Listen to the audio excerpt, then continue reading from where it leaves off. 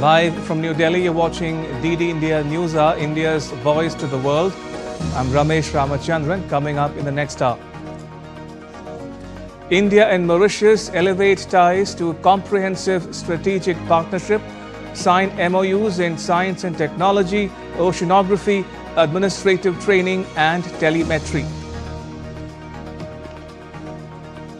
Prime Minister Modi visits Uttarakhand to assess damage caused by floods, announces financial assistance to the state and compensation for victims.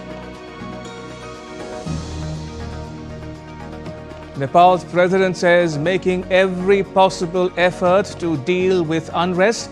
Young protesters hold talks with the army to decide on an interim leader. UN Security Council to meet over Russian drones reportedly entering Poland.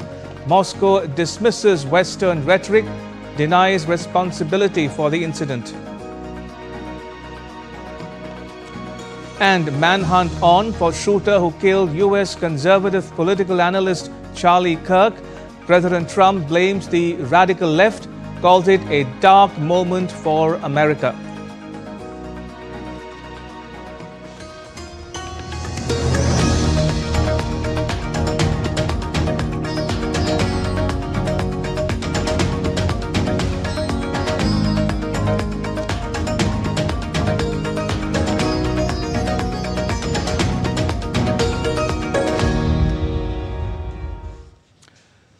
Day 2 of Mauritius Prime Minister Dr. Naveen Chandra Ramgoolam's visit to India lit up Varanasi, the spiritual capital of the country, and Prime Minister Narendra Modi's constituency. High-level talks, landmark MOUs and a vibrant cultural panorama marked the occasion. The Ganga Aarti, which means the worship and ritual ceremony of light dedicated to the river Ganga, capped the day's engagements of the Mauritian leader. DD India's Akshay Dongre reports from Varanasi. Varanasi came alive as Prime Minister Narendra Modi arrived in his parliamentary constituency in a spirited roadshow en route to meet PM Ramgoolam. Crowds cheered, waving Indian flags, setting the stage for a day of diplomacy in this sacred city, a symbol of the shared cultural heritage binding India and Mauritius. The two leaders then held focused private and delegation-level talks to advance the enhanced strategic partnership. Maritime security, trade and energy cooperation topped the agenda, reinforcing Mauritius's pivotal role in India's Vision Mahasagar and neighborhood-first policy. आज हमने Mauritius की आवश्यकताओं और प्राथमिकताओं को ध्यान में रखते हुए एक स्पेशल इकोनॉमिक पैकेज पर निर्णय लिया है। यह इंफ्रास्ट्रक्चर मजबूत करेगा, रोजगार के नए अवसर पैदा करेगा और स्वास्थ्य सुविधाओं को सुदृढ़ करेगा। हम Chagos marine protect area, SSR international airport के एटीसी टावर तथा हाईवे और रिंग रोड के विस्तार जैसी परियोजनाओं को भी आगे बढ़ाएंगे। This package is not an assistance, it is an investment in our shared future. In a landmark moment, PM Modi and PM Ramgoolam issued a joint statement and oversaw the signing of 7 memoranda of understanding and agreements. These pacts, spanning technology, energy, and security, signal a bold new chapter for bilateral ties. Science and technology, MOUs for ocean research and tech collaboration, public service, pact for training and administrative excellence, energy cooperation, deals for solar projects and electric buses, space and hydrography, agreements for telemetry and EEZ surveys, development aid, grants for hospitals, Ayush Center and projects, academic ties, MOUs for research with IIT Madras and others, security boost, maritime training and Coast Guard support. These MOUs, backed by India's budgetary assistance of $25 million for infrastructure development in Mauritius, paved the way for innovation, security and growth as outlined in today's joint statement. Beyond bilateral issues, Prime Minister Modi and I have held deep exchanges on pressing global challenges. as I said, also maritime security, but also climate change, and we will continue to work together. These discussions have culminated in the signing, you've just said, of several memoranda of understanding in the fields of community development, power, energy, science and technology, research, education, marine science, and space research, which will guide and strengthen our cooperations in the years ahead. During the joint press briefing, PM Narendra Modi also paid homage to Sibusagur Ramgoolam, first PM of Mauritius and the father of current Mauritius PM, Naveen Ramgoolam. In the evening, PM Ramgoolam attended the iconic Ganga Aarti, a spiritual highlight of his visit. On Friday, PM Ramgoolam is expected to visit the Kashi Vishwanath temple. His tour continues to Ayodhya, Tirupati, and later to the national capital Delhi. From Varanasi's ghats to the signing table, this visit cements India-Mauritius bonds, building on PM Modi's March trip to Mauritius. As diplomacy meets devotion, the future looks bright. Akshay Dongre's report from Varanasi for DD India. Prime Minister Modi visited Dehradun and conducted a review meeting to assess the damage caused by floods in Uttarakhand. He announced a financial assistance of 1,200 crore rupees. That's about $135 million. He also announced a compensation of 200,000 rupees for the families of the deceased and 50,000 rupees for the injured. He met affected families to offer his condolences.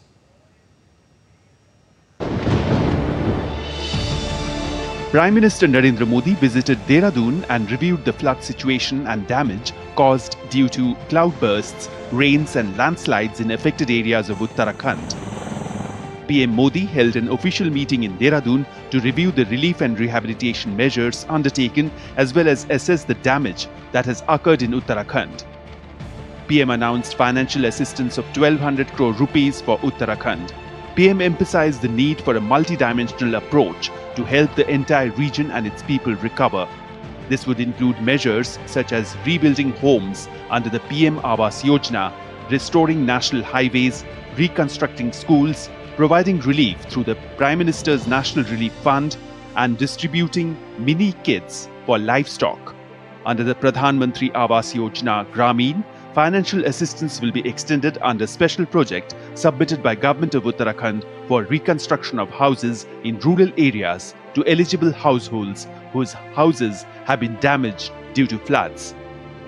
The Union Government has already sent interministerial central teams to visit Uttarakhand to assess the extent of damage, and based on their detailed report, further assistance will be considered. PM expressed his condolences to the family members of those who have lost their lives in the natural calamity and stated that the Union Government will work closely with the state governments at this difficult time and extend all possible assistance.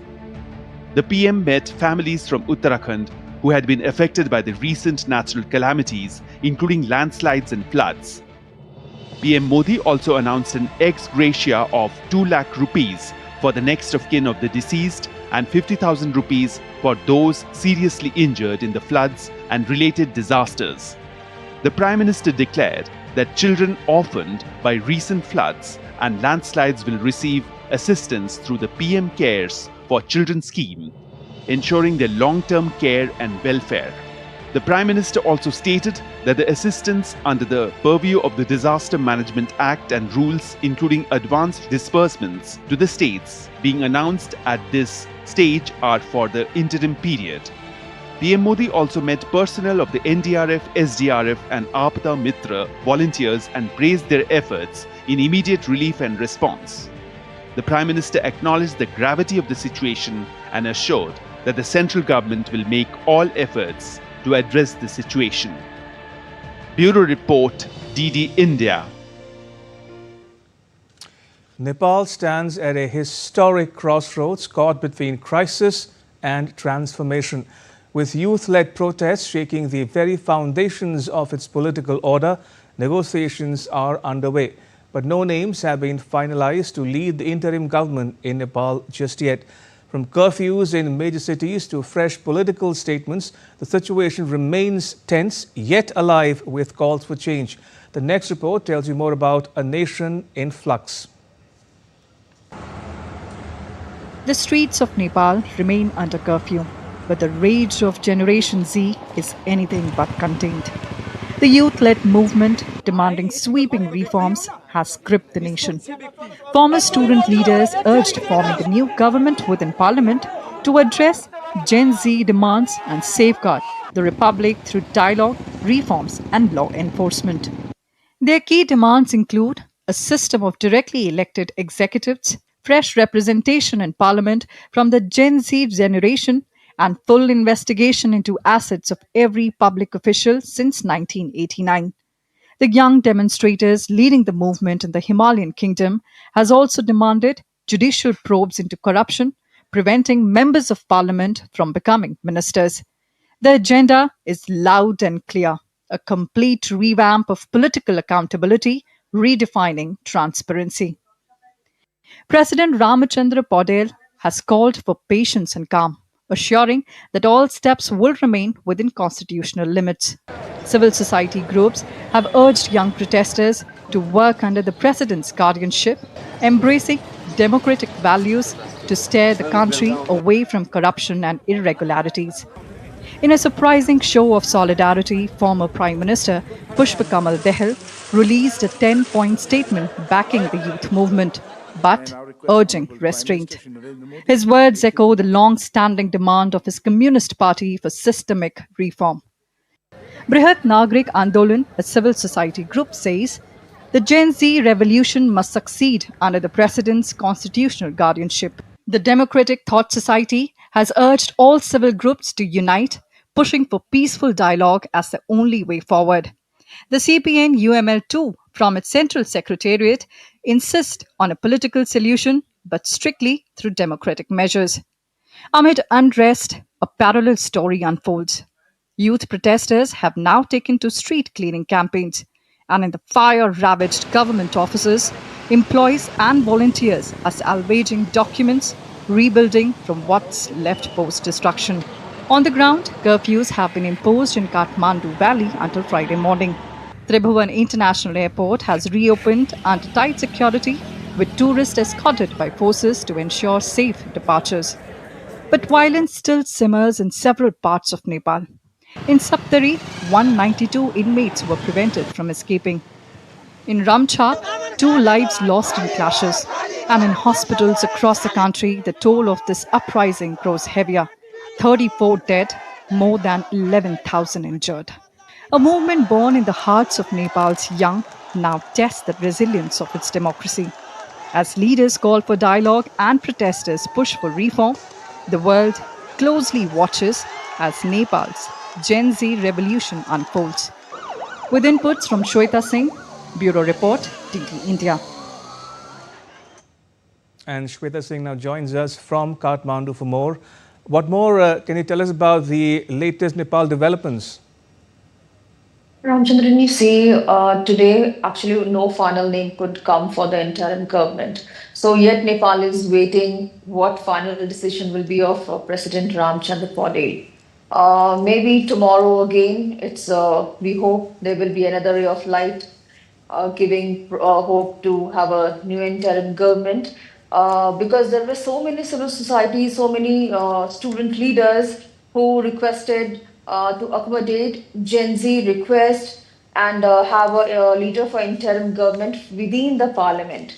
So this is a new upcoming. As till afternoon today, you see it was Chief Justice Sushila Karki whose name was being proposed. But by evening tonight, you see people have started proposing that it should be within the parliament, inside within the limits of the constitution.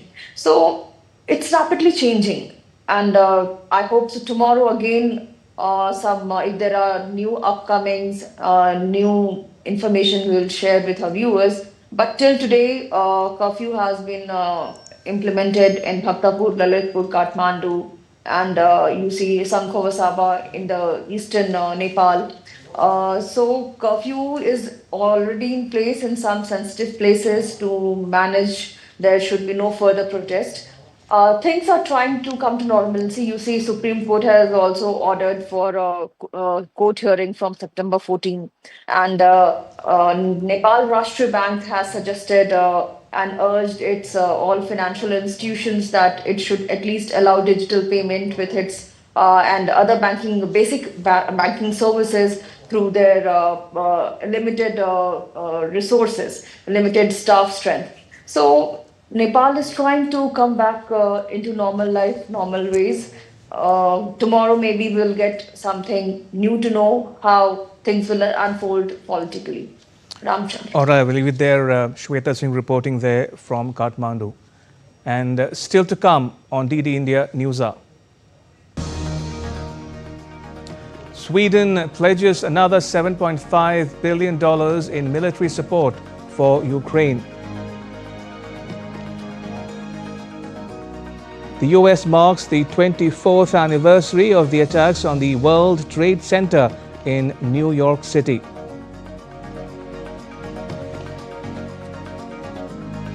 And find out how India gave a befitting response to Switzerland at the UN Human Rights Council.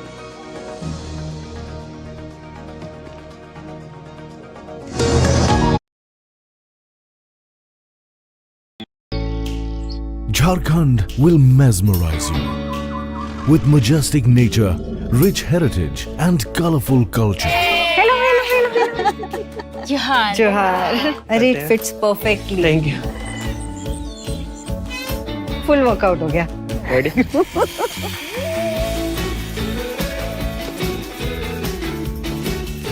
Postcards from Jharkhand on National Geographic.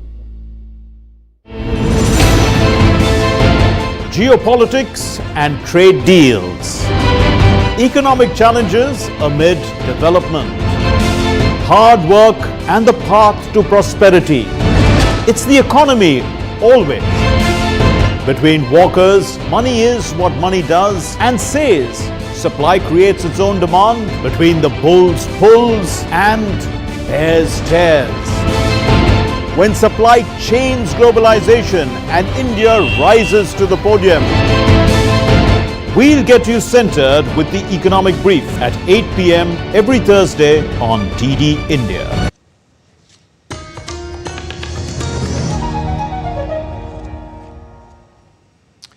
Welcome back. You're watching DD India News Hour. I'm Ramesh Ramachandran.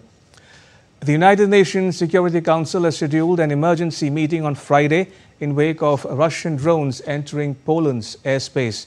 With the Kremlin denying responsibility for the incident, Poland's Prime Minister Donald Tusk has demanded discussion with the UN member states.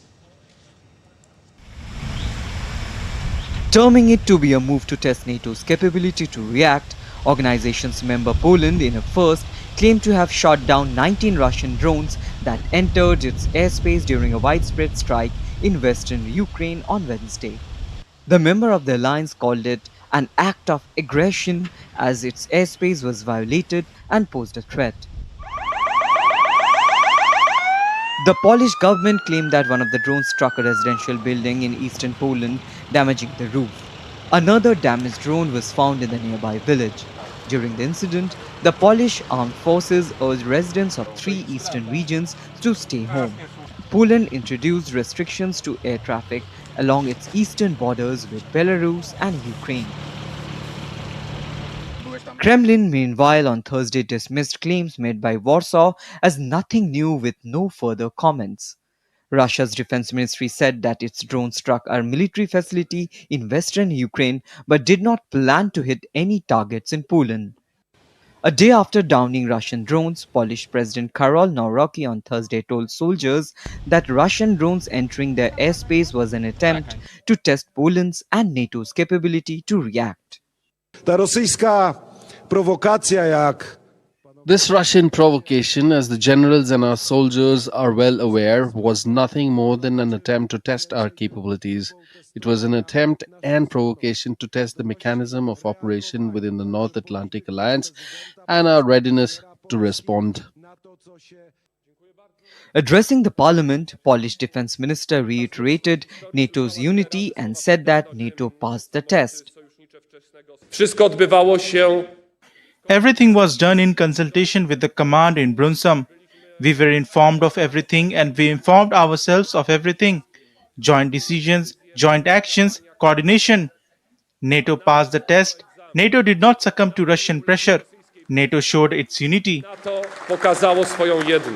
Russian strike was condemned by leaders from the US, UK, Germany, France and Canada. In a joint statement with Finland President Alexander Stubb, Ukrainian President Volodymyr Zelensky on Thursday urged Kyiv's allies to rethink their own air defense capabilities, adding that Ukraine was open and ready to provide support for its allies' efforts.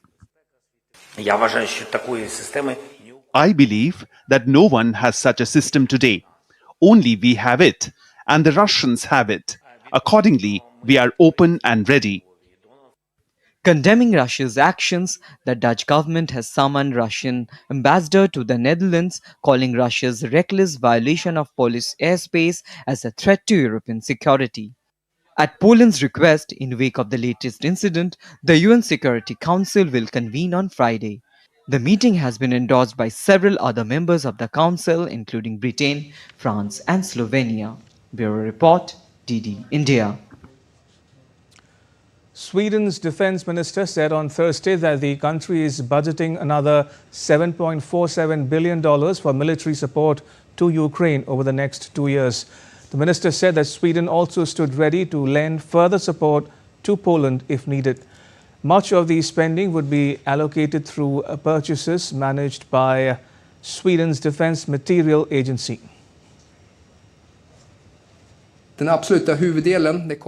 Swedish Defense Minister. The 20th support package contributes to both long and short-term support for Ukraine. It is a total of 9.2 billion Swedish crowns in size. The absolute majority comes from the Swedish defense industry, and the absolute majority will be delivered in 2025 and 2026. Sweden is in a uniquely good position to be able to support Ukraine. We have immediately been in contact with Poland's defense minister, where we have said we are willing to make available resources if Poland identifies an interest in this. Belarus has freed 52 prisoners of various nationalities. They were now on their way to Lithuania along with the US delegation that negotiated their release. US President Donald Trump had earlier called on President Alexander Lukashenko of Belarus to release the detainees whom the US leader has described as hostages. It was the biggest batch of prisoners so far pardoned by Lukashenko, who is seeking to repair relations with the US after years of isolation and sanctions on this former Soviet republic. Belarus's state news agency said that the prisoners freed on Thursday included 14 nationals from Lithuania, Latvia, Poland, France, Britain and Germany.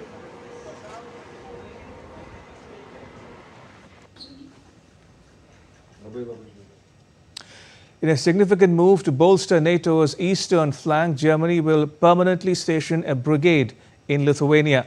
The announcement was made by a NATO commander who called it a major step towards strengthening deterrence and defense. The general said that NATO's Allied Air Command will provide Lithuania's control and reporting center with enhanced indications and warnings of aerial launches against Ukraine that could potentially cross into Lithuanian airspace. This is a difficult time for all of us, and what happened in Poland, of course, understandably raised a certain level of anxiety in Lithuania as well. Every one of us on the eastern flank are facing certain risk every single night. So your support and our joint work is really what matters to make our society safer, to make the eastern border of the alliance safer. British Prime Minister Keir Starmer has recalled his ambassador in the US, Peter Mandelson, after his connection with sex offender Jeffrey Epstein case came to light. The decision came after his letters and emails sent to Epstein were published this week, resulting in his withdrawal from the most sought-after post. The UK Foreign Ministry said that the latest revelations throw a different light to Mandelson's relations with Epstein.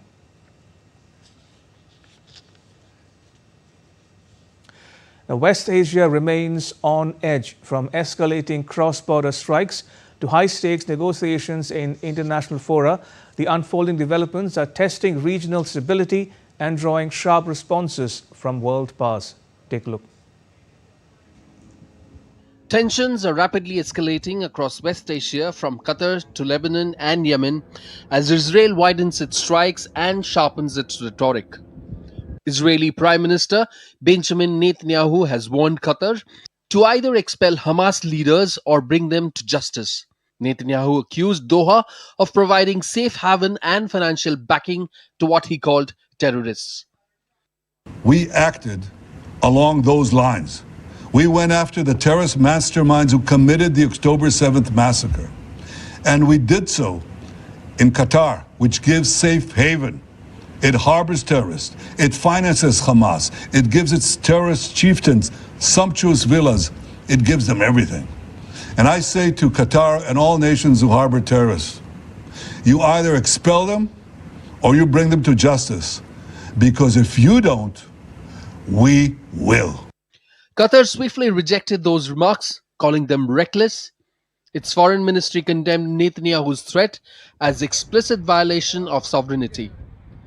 Qatar warned Doha will take all necessary legal measures to respond to an unprecedented Israeli strike. The state of Qatar will not hesitate to defend its sovereignty and the integrity of its territory, and has formed a legal team to take all necessary legal measures in response to this attack. The deepening rift has prompted an emergency UN Security Council meeting. Originally slated for Wednesday, it has now been pushed to Thursday to allow Qatar's Prime Minister to personally attend the session. Meanwhile, Israel's strikes have extended beyond Gaza. At least one person was killed in southern Lebanon as Israeli forces hit what they described as Hezbollah terror infrastructure, including a weapons production site in the Bekaa Valley. And in Yemen, Israeli warplanes struck the capital Sana'a and Al-Jawf province, targeting Houthi military camps, a propaganda hub, and fuel depots. Several casualties were reported. With Israel escalating military action and diplomatic tensions flaring, the spotlight now turns to the UN Security Council, where the world waits to see if words can contain a conflict that is fast spreading across the region. With Amish Mahajan, Amit Mukherjee for DD India. A massive manhunt is underway in the U.S. state of Utah after the brazen assassination of a conservative activist, Charlie Kirk, during a public event. The murder weapon has since been recovered. The killing sparked national outrage, with President Trump calling it a dark moment for America and vowing justice. World leaders condemned the attack too. DD India's Mohammad Absarul Hassan reports on how the U.S. is again having to grapple with the growing threat of politically motivated violence.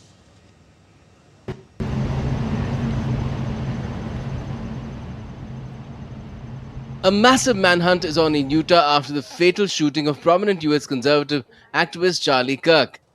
Federal agents and U.S. state police combed rooftops in surrounding areas, suspecting the gunman fired from a long distance during an event attended by nearly 3,000 people. The brazen assassination has reignited fears about the escalation of political violence in the United States. The FBI said that the movement of Kirk's killer has been tracked and the weapon used recovered. Following yesterday's tragic shooting of Charlie Kirk, FBI agents have been working around the clock in coordination with our law enforcement partners. We are and will continue to work nonstop until we find the person that has committed this heinous crime and find out why they did it. President Donald Trump has strongly condemned the killing of 31-year-old Kirk, calling it a dark moment for America. This is a dark moment for America. Charlie Kirk traveled the nation, joyfully engaging with everyone interested in good faith debate. My administration will find each and every one of those who contributed to this atrocity. On Capitol Hill, the House of Representatives held a moment of silence for Kirk. However, tensions flared immediately after, with lawmakers erupting into a shouting match. House Speaker Mike Johnson labeled the killing detestable and emphasized a bipartisan need to reject political violence. The murder has drawn condemnation from global leaders, with warnings about the dangers of politically motivated violence. A spokesperson of the European Commission offered the EU sincere sympathies to conservative activist Kirk's family. The European Union condemns all forms of violence, and we offer our sincere sympathies to the families of the victims of this tragic incident. Canadian Prime Minister Mark Carney said on X, "I am appalled by the murder of Charlie Kirk. There is no justification for political violence, and every act of it threatens democracy." British Prime Minister Keir Starmer wrote on X again, "We must all be free to debate openly and freely without fear. There can be no justification for political violence." And Italian Prime Minister Giorgia Meloni called the killing an atrocious murder a deep wound for democracy. Charlie Kirk was a towering figure in America's conservative movement. He co-founded Turning Point USA in 2012, mobilizing conservative youth on high school and college campuses across the country. But clearly, this murder is the latest in a troubling pattern of attacks on US political figures, including 2 assassination attempts on Donald Trump himself last year. Mohammad Afsarul Hassan's report, DD India. This election is a decision. And President Trump announced on Thursday that slain conservative activist Charlie Kirk will be posthumously awarded the U.S. Presidential Medal of Freedom. He praised Kirk's contributions to American political life and called him a fearless defender of free speech and liberty. I'm pleased to announce that I will soon be awarding Charlie Kirk posthumously the Presidential Medal of Freedom. The date of the ceremony will be announced, and I can only guarantee you one thing, that we will have a very big crowd. The U.S. marks the 24th anniversary of the terror attacks that rocked New York City. The bell of hope rang out at St. Paul's Chapel in the city to mark the moment at 8:46 local time when the first of 2 planes hit the World Trade Center's Twin Towers on 11 September 2001. A U.S. flag was unfurled at the Pentagon too. The tradition honors the lives lost at the Pentagon and nearly 3,000 victims nationwide. U.S. President Trump also participated in the 9/11 ceremony at the Pentagon. The streets around the One World Trade Center in New York City were barricaded as families honor loved ones on the 28th anniversary of the attacks.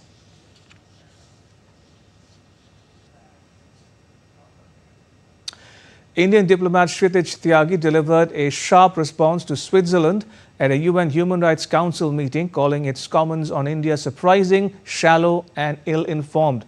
The response came a day after Switzerland called on India to protect the minorities and uphold freedom of speech and expression. We would also like to respond to the surprising, shallow and ill-informed remarks made by Switzerland, a close friend and partner.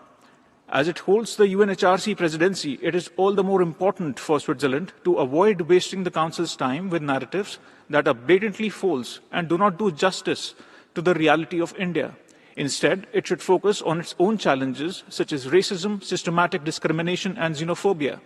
As the world's largest, most diverse and vibrant democracy, with a civilizational embrace of pluralism, India remains ready to help Switzerland address these concerns. Still to come on DD India News Hour. An expert take on the optics and outcomes of Mauritius leaders' visits to India. And Vice President-elect C.P. Radhakrishnan to be sworn in on Thursday.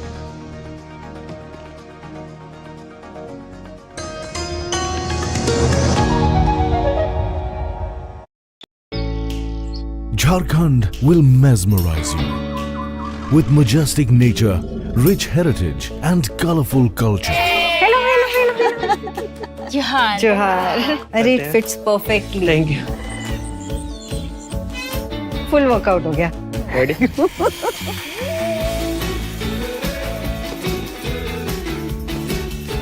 Postcards from Jharkhand on National.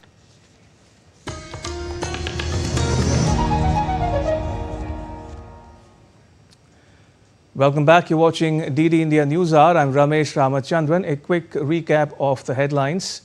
But before that, going back to the top story, Prime Minister Modi hosts the leader of Mauritius for talks in Varanasi. Both countries agreed to work towards facilitating bilateral trade in local currencies. Joining us is Ambassador Rajiv Kumar Bhatia. He is a former Indian envoy to Myanmar, Mexico, South Africa and Kenya. Ambassador Bhatia, welcome to DD India News Hour. Now, first things first, what do you make of the choice of Varanasi as the venue? Do you think it's time world leaders are hosted in cities other than, say, New Delhi, Mumbai or Chennai? Why not in Nalanda, Jaipur, Gwalior or Visakhapatnam? Is that yes, it's a very good idea. I think this is a very effective way to project India's cultural, historical and other kind of diversity. And on top of that, it engages local people, the state and everybody else into this whole art and practice of international diplomacy. The choice of Varanasi, and that too in respect of Mauritius, are of great symbolic value, and I think they should be welcomed. Now, Ambassador Bhatia, how would you, for the benefit of viewers joining us from around the world, how would you describe India's ties with Mauritius? How have they evolved over the past decade or more? I think this is one relationship which really can be aptly described as very special. The very fact that in the same year, 2025, first Prime Minister Modi went to Mauritius, and now Prime Minister Ram Ghulam is coming here within less than 6 months, shows that the two countries really care for each other. The basis of this relationship is, of course, lies in history. A lot of people of Indian origin went to Mauritius. Actually, they were taken there in the colonial times, and they were there to really contribute to the modern construction of Mauritius, agriculture and the rest of it. And then through sheer dint of hard work and imagination, they turned Mauritius into a new nation. And in the process, as the Prime Minister Modi always makes a point to emphasize, the people there, the Indian community in particular, they remain fully aware of their Indian heritage. So the language, the religion, the cultural traditions, they all have remained very alive. And I think people of India really love this.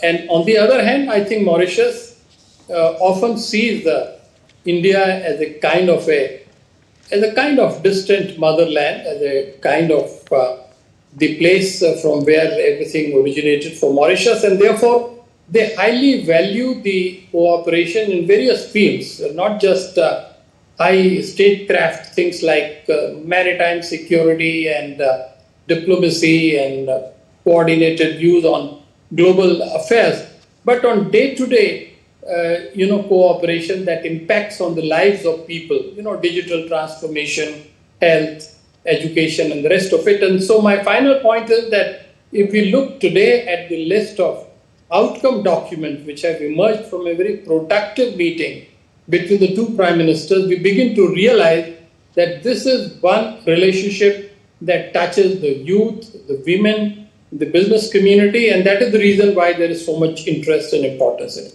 Indeed, and since you referred to the outcomes, Ambassador, let's talk a bit about the outcomes then. India and Mauritius have signed a number of MOUs. India has decided also on a special economic package for Mauritius.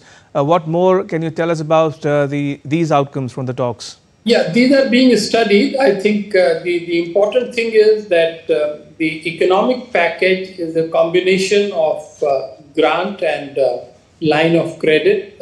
I think, as you know, lines of credit by India, have always been a regular instrument, but now more and more, given India's rising resource base, there is an attempt to bring in the grant element in a significant manner.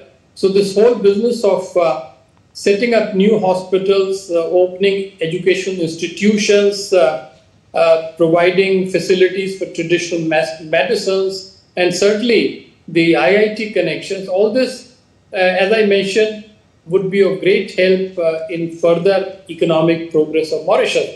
I should also mention that Mauritius, as we all know, is an island nation. It is one of the original champions and propounders of the concept of blue economy. And so in the field of blue economy, in terms of maritime economic cooperation, there's a huge scope and potential between our two countries. And above all, of course, we know that the Sagar doctrine of Indian foreign policy 10 years back, and now the Mahasagar doctrine of Indian foreign policy, they were both announced by the Indian Prime Minister on the soil of Mauritius. That indicates to you the importance New Delhi attaches to this relationship. Indeed, and also Ambassador Bhatia, Prime Minister Modi congratulated Prime Minister Ram Ghulam and the people of Mauritius on the conclusion of the Chagos Agreement, describing it as a historic victory for the island nation's sovereignty. He said that India has always supported decolonization and the full recognition of Mauritius' sovereignty. Now, for the benefit of viewers, Ambassador, let me add here that in May this year, the UK decided to hand over the sovereignty of the Chagos Islands, including the tropical atoll of Diego Garcia, to Mauritius under a historic deal. The UK is giving up the rights of the islands after more than 50 years. Now, under the agreement, the UK will have full responsibility for security of strategically located Diego Garcia. Now, talking about this agreement, Ambassador, what explains the importance of the Chagos Islands in general and the island of Diego Garcia in particular? Yeah, Chagos Islands were always part of the original geographical map of Mauritius, and it's a typical thing for the colonial Britain to, as they left, they would keep some part of their former empire with themselves. And so this is exactly what they did in the case of Mauritius. They even tried that in the case of India too. As you remember, Andaman Nicobar at some stage, the plan was to keep it with the British. So it didn't work out. And once they kept Chagos Islands with them, it was significant that as the overall responsibility for security in Indian Ocean shifted from the former superpower UK to the US, the new superpower after the Second World War, they leased on a long-term basis the island of Diego Garcia. So there's a huge military base which is still very much there. As part of the negotiation which led to this positive outcome, in which incidentally, as you hinted yourself, India consistently and strongly supported Mauritius, and Mauritius appreciates it very much, the process of decolonization. So the military base with Americans continued. But then now, of course, we have to appreciate that this is with the consent of Mauritius. And secondly, the world has changed. Today, in the Indian Ocean area, to be quite frank, there is considerable concern about the rising activities of our northern neighbor. And in that context of US-China maritime rivalry in the Indian Ocean, there is convergence of interest involving Mauritius, India, UK, and perhaps US. And therefore, there is much sharper and deeper understanding of how the new compromise has occurred. It's a very significant political and strategic development. And the most important thing is that Mauritius sees India as the first responder, as the preferred partner for maritime cooperation. And I think these two prime ministerial visits in 1 year, 2025, this will go down as an important chapter in India-Mauritius relations. Absolutely. And in conclusion, Ambassador, since you referred to the Indian Ocean, Mauritius is a member of the Indian Ocean Rim Association, the IORA. It's also a member of the African Union. You've served in Africa, in South Africa and Kenya. So do you see Mauritius as a gateway of sorts for India to the African continent?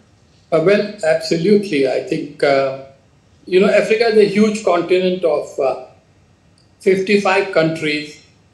We, of course, our companies have the possibility to go into African market directly, but sometimes that becomes difficult. And therefore, you need to use the gateways, and certainly for going into southern and eastern Africa, Mauritius has traditionally been a gateway. They have a very developed fiscal, financial and communication and investment centers and facilities. And in a similar manner, there are other gateways, for example, the Djibouti going into Horn of Africa, or Egypt going into North Africa, or perhaps Ghana going into West Africa. Mauritius has been the traditional route by which ships, pass through from the Indian coast to the African coast. And so I expect that Mauritius would retain that significance. And as you rightly said, they are the host of the Secretariat of IORA, where Secretary General is now an Indian diplomat. So in a way, many things are coming in good alignment. And I think if Mauritius can play an active role, a more active role in deepening India-Africa cooperation, that again will be something that would be mutually beneficial. Ambassador Bhatia, pleasure as always to talk to you. Thank you for your time. Much appreciated. Thank you so much. Thank you for the opportunity. Welcome. Thank you again. In other news we are tracking here on DD India News are in Bangladesh, the interim government has once again extended executive magistracy powers for armed forces officers by 60 days. A fresh notification states that from 12 September, commissioned army officers of the rank of captain and above will continue to wield a special authority to arrest absconders and criminals. The powers first granted after the July 2024 uprising that toppled the Awami League regime have since been renewed in 2-month cycles. Navy and Air Force officers were later brought under the same mandate. The 14th International Government Communication Forum, or the IGCF 2025, opened in Sharjah under the patronage of Sheikh Sultan bin Mohammed Al Qasimi, bringing together 237 speakers from around the world. The forum features keynotes, panel discussions, workshops and interactive platforms designed to shape policies that enhance the quality of life. Organized by the Sharjah Government Media Bureau at the Expo Center, Sharjah, the 3-day event is themed Communication for Quality of Life.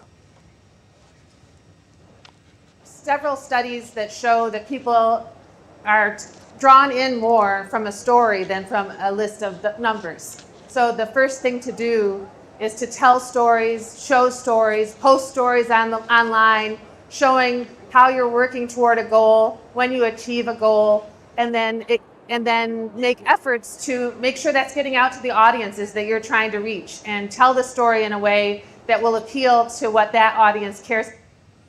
All right, now take a look at what else is making news around the world. The European Central Bank kept its benchmark deposit rate steady at 2% on Thursday, with inflation back under control and the Eurozone economy showing resilience despite US President Trump's tariff measures. In London, Prince Harry on Thursday visited a charity set up in honor of his late mother, Princess Diana. The visit was part of a multi-day UK trip that included charity engagements and a tribute to Queen Elizabeth II on the 3rd anniversary of her death, and an Invictus Games event as well. Venezuela's President Nicolas Maduro said on Thursday that his country would deploy military, police and civilian defenses at 284 battlefront locations across the country amid heightened tensions with the United States. In Germany, one of the largest motor shows in Europe is underway in the city of Munich from the 9th to 14th of September.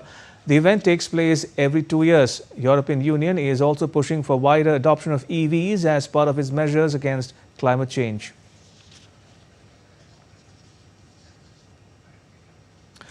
Prime Minister Modi will participate in an international conference on Gyan Bharatam in New Delhi on Friday. The Prime Minister will launch the Gyan Bharatam portal. The portal is a dedicated digital platform to accelerate the digitization and preservation of manuscripts and public access to them. will address a gathering on the occasion. The theme of the three-day conference is Reclaiming India's Knowledge Legacy through Manuscript Heritage. The event will bring together scholars, conservationists, technologists, and policy experts to deliberate on pathways for revitalizing India's unparalleled manuscript wealth. An exhibition will showcase rare manuscripts and scholarly presentations on critical areas. India's 15th Vice President-elect C.P. Radhakrishnan on Thursday demitted office as Maharashtra's governor, with Gujarat Governor Acharya Devvrat getting additional charge of the state. The Vice President-elect will be administered the oath of office by President Draupadi Murmu at the Rashtrapati Bhavan on Friday. He won Tuesday's election by bagging 452 of the 752 valid votes polled, beating opposition nominee B. Sudarshan Reddy. In a move to step up India's clean energy push, the Ministry of New and Renewable Energy on Thursday inaugurated the country's first Green Hydrogen Research and Development Conference in New Delhi. Minister for Renewable Energy Prahlad Joshi launched a special call for proposals to support startups innovating in hydrogen production and utilization, which is open till 15th September. The minister toured the startup pavilion and interacted with innovators. He said India is ready to emerge as a global hub for hydrogen fuel.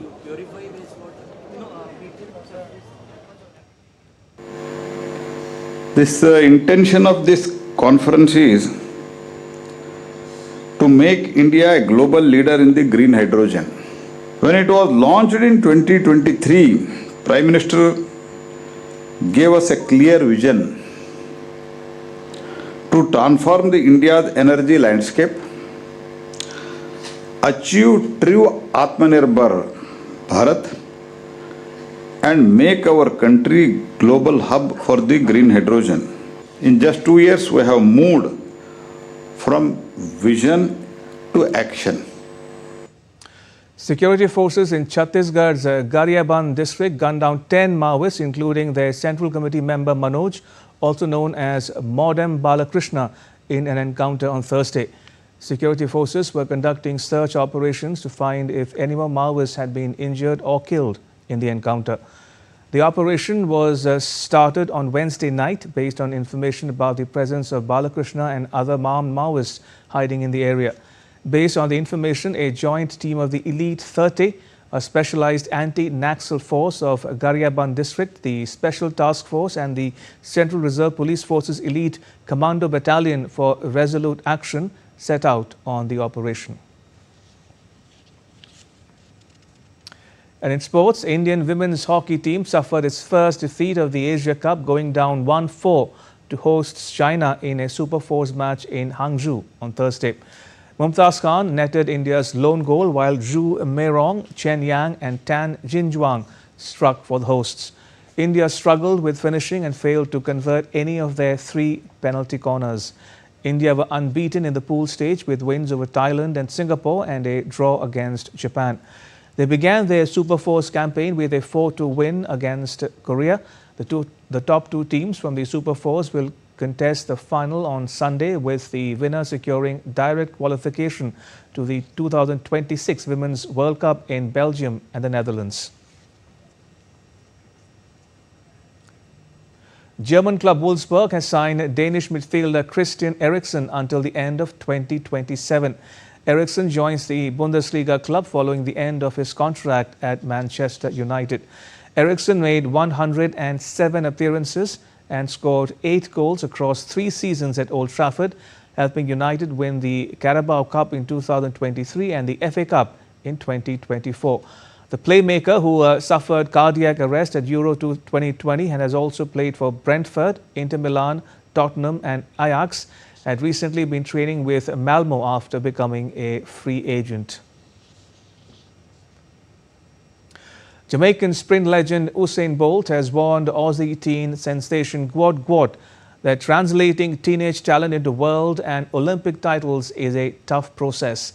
Gwot has earned comparisons with the Jamaican sprinting great after a string of fast times over the last year.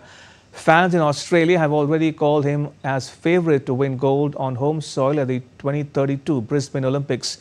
Bolt said that there was no doubt the 17-year-old has immense talent, but that was not enough to shine in major competitions. Very talented. The times he's running now, and he's really been doing well. That's something that you love to see, because you want athletes to do well, and you want the sports. The more athletes do well, the bigger the sports is. And I'm always a supporter of track and field getting bigger and doing bigger things.